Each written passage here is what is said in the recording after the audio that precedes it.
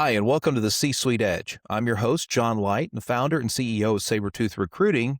And today I have somebody, Pamela Eyring, who's going to explain and help us explore a very interesting segment of business because, Pamela, you are the CEO of the Protocol School, correct? That is correct. Well, why don't you give us a 90-second rundown on two things. Number one, on you, but number two, what on earth is the Protocol School? What do you guys do? Well, the Protocol School of Washington's been around since 1988.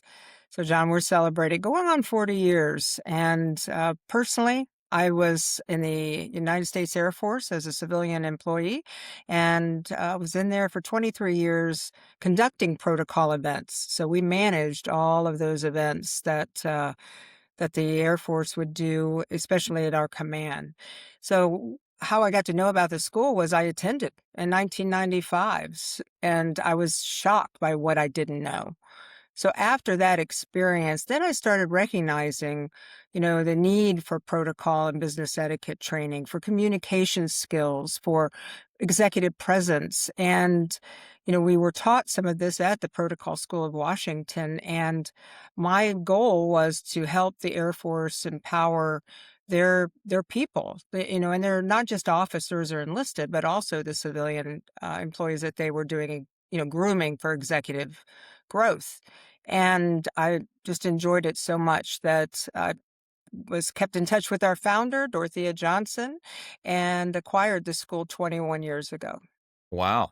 Wow. That's good because when you said it's been around 40 years, I'm like, that's not possible. When did you start? When you were three? I mean, come on. Thank you. Um, so let me ask you this question because, when I read the name, the Protocol School, I'm like, okay, this is hoity-toity. Put the right Sure. fork and the right spoon in the right places at dinner setting and whatnot. But there is a rhythm or a way to approach a business meeting as an example, I know. And Sure. there's a protocol with a lot of interactions to be followed, a sequence of events to be followed about how you communicate, kind of that framework. So I'm curious if you could bring that to life a little bit and maybe share with us what's the biggest problem that you and the protocol school can address for companies and people. Well, people are their differentiator. That's it. I mean, you can have a wonderful product, but the people is what's making the brands secure and recognized and also trusted. So it really is so important for companies. But I mean, competition is high. I mean, it is getting, more competitive. And with generative AI, we're also having an influx of, more focus behind the laptop, right? Mhm.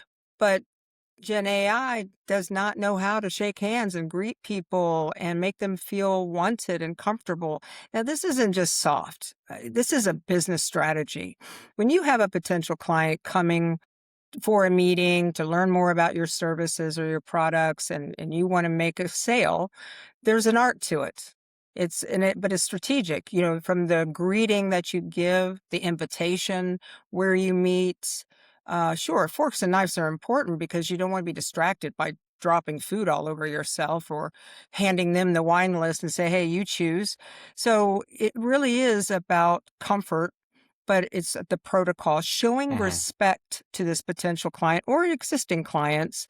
Mhm. So that treatment is facilitated in a proper way. So communication skills are high. Uh, Business etiquette, sure, is very high.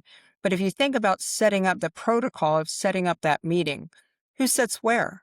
Mhm. Where's your logo? Where's your flag? If you have flags, if you're in the government or military. What about titles and forms of address? Maybe they're an international delegation coming. Mhm. How do you address these people? How do you know their precedents, where they sit? What if you have two senior vice presidents? Which one's going to sit to your right if you're hosting? And how do you differentiate that? So all those little particulars, uh, everything speaks. So even Mhm. the environment, if you're hosting internationals, do you say, hey, here's the Lipton tea bag, help yourself when they're from Asia? No. So, but some people don't think about these things on that Mhm. interaction. It's funny because when you said, well, do you want to be dropping food everywhere? So forks and knives and spoons are important. The first thing I thought about is, well, man, shucks, let's just take them down to the catfish barn and get everybody all you can eat special. Well, Because there is buffet etiquette too, so I no wouldn't double dipping, surprise me. right?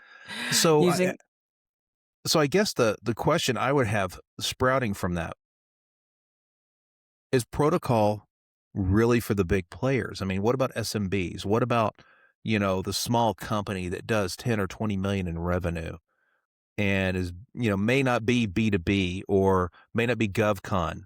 They may Mhm. be a B2C company. They could be Sure. SaaS or they could be a professional services firm.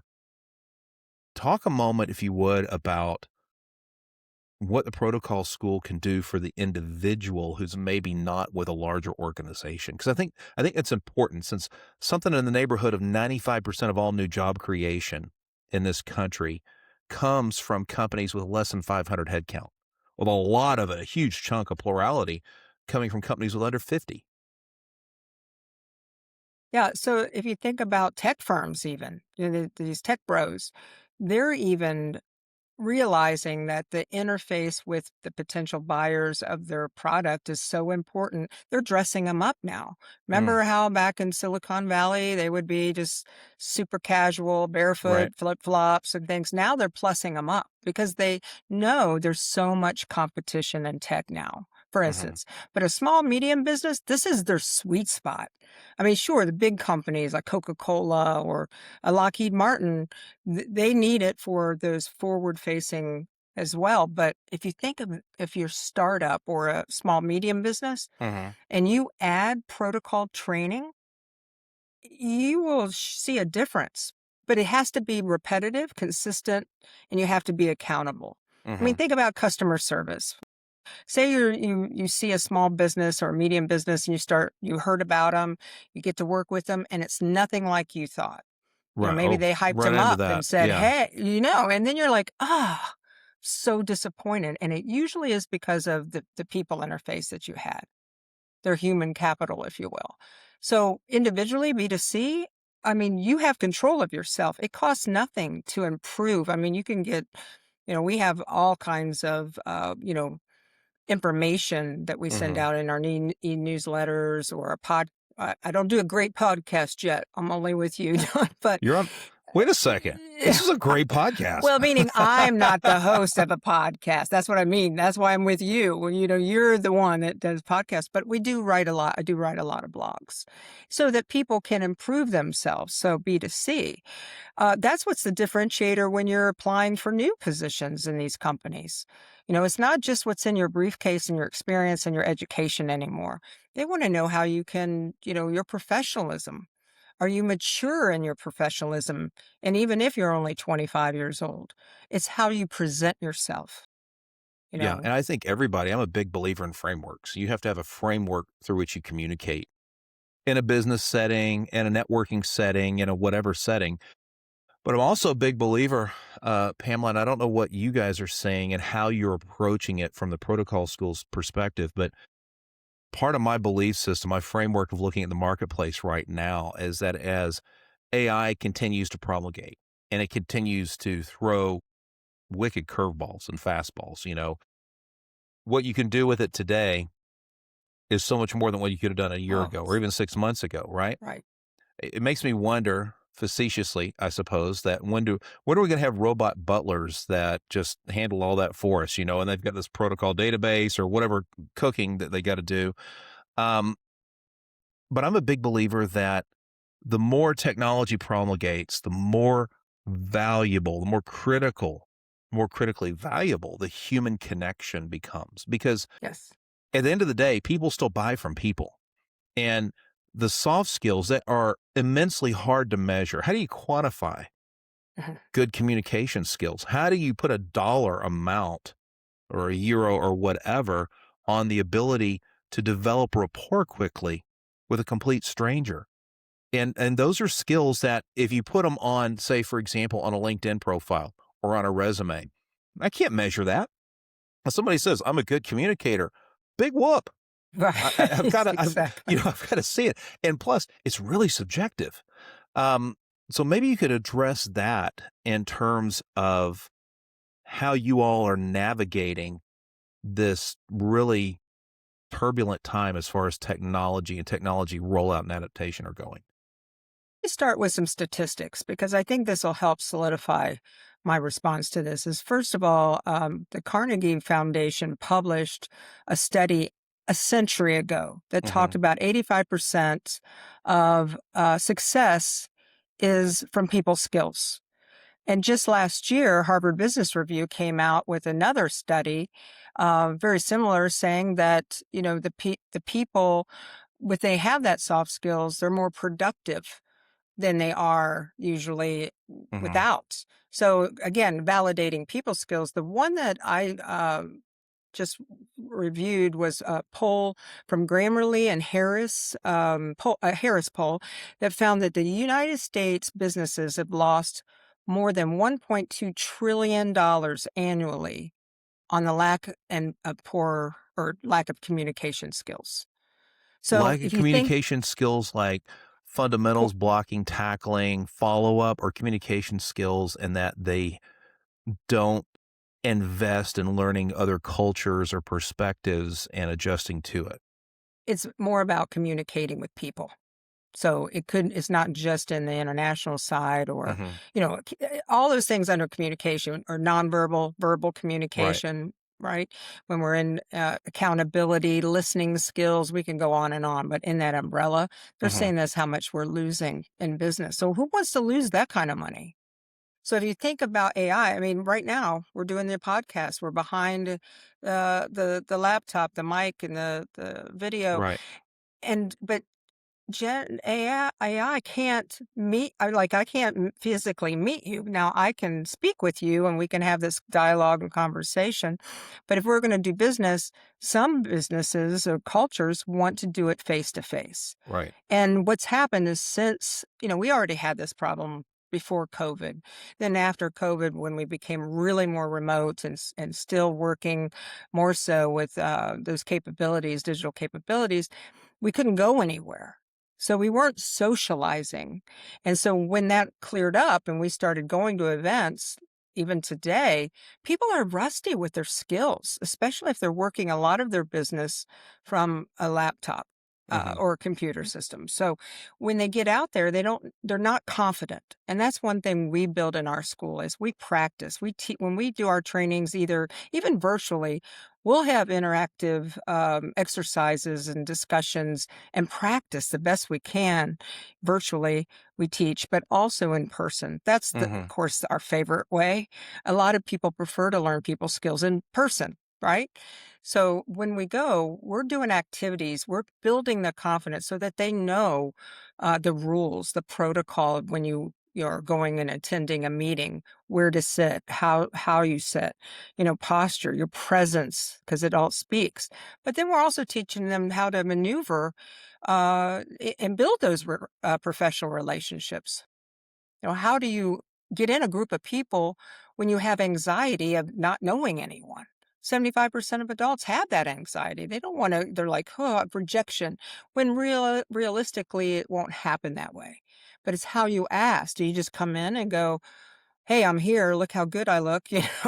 No. Well, You want to, well, let them assess that. But may I join you? Just asking the question, getting eye contact and just asking simply, may I join you? What, they got to say no? No, they're going to welcome you in, but then you're on.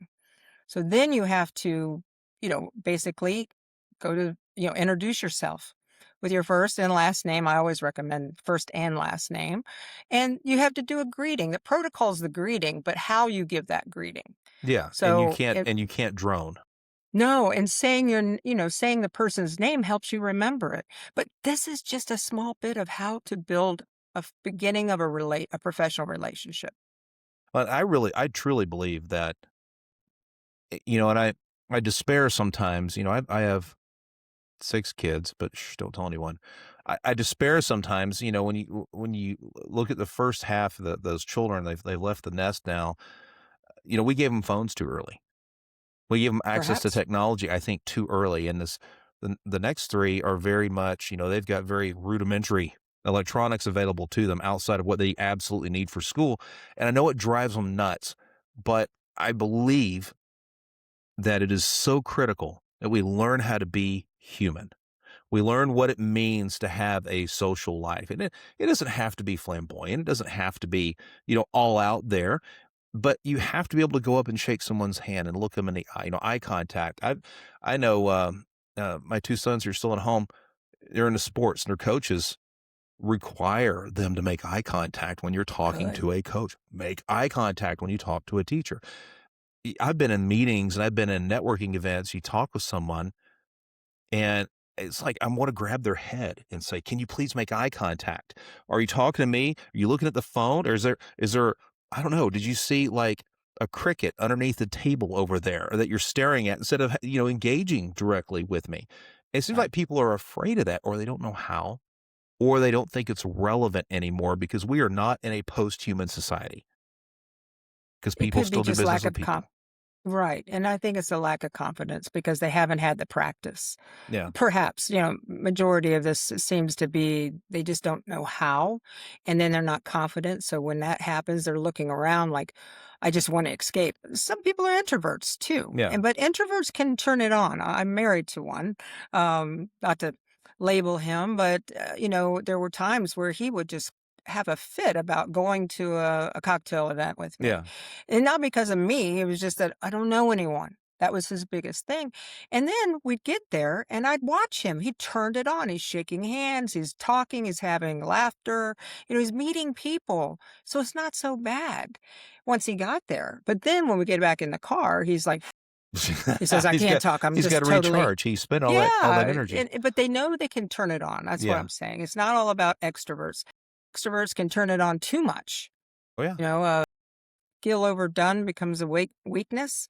Yeah, they Yeah. talk all about themselves. It's all about them, or they don't let the conversation circulate around a group of people because Yeah, they you they don't have self-awareness of it. well, if you wanna connect with other people, you gotta show that you're interested in other people, not just in you, Exactly. and that's a challenge, I think, for a lot of folks, and always has been, but let me ask you this, because I think we're covering a lot of territory, Pamela, that is very relevant, number 1, but it's also very trainable, it's very teachable.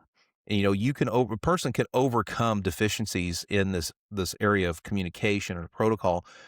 Speaking to that end, if somebody wants to get in touch with you and dive deeper, learn more, and overcome some of these obstacles, what's the best way for folks to find you? They can go to our website, of course, an AI can find us too at psow.edu. They can look up my profile on LinkedIn, Pamela Eyring, and I'm happy to respond to any of their questions. I have a team, and they can also give a call to my office, 803-407-4177, old school way. Old But school. you will get an answer. That's the best part about my school is that we're not all automated. In fact, our team really prefers people, Yeah, I to almost reached in call and or whipped out a Post-it pad. So, talking about old school. Pamela Eyring, the Protocol School in Washington, psow.edu. Thanks so much for joining me today on the C-Suite Edge. thank you very much, John.